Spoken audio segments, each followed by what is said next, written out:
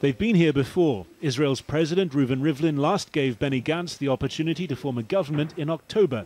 That time it ended in failure and eventually a third election within a year. Now, though, Gantz has, if only just, a majority of parliament members recommending him for Prime Minister, 61 out of 120, and he's sounding confident. The time has come for fewer empty words and more big acts. The time has come to set aside boycotts and swords and reconnect again all the tribes of Israel and all the citizens of Israel.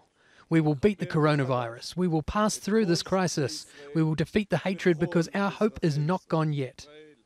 Days after Israel's Prime Minister Benjamin Netanyahu called on Gantz to join him in an emergency government, Gantz returned the favour, except with him, not Netanyahu, at its head.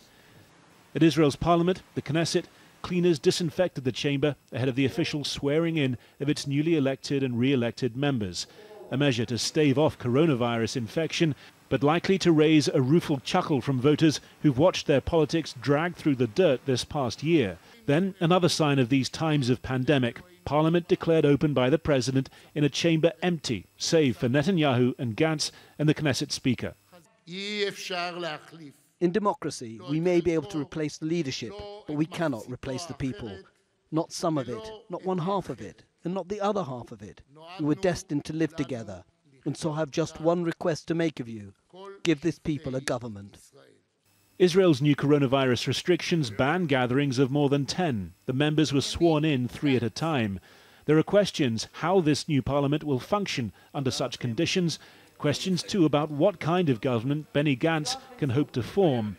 One option is a minority government supported by the 15 mainly Palestinian-Israeli members of the joint list. But some within Gantz's own ranks oppose that, so he may not get the votes. The other option is a unity deal with Netanyahu, but on Gantz's terms, that would require Netanyahu to give up the premiership, a position he's desperate to retain ahead of his corruption trial, delayed by the coronavirus crisis until May. Gantz says he'll try to form a government within days. He has 28 until his mandate expires. A fourth election is still grimly possible. Harry Fawcett, Al Jazeera, West Jerusalem.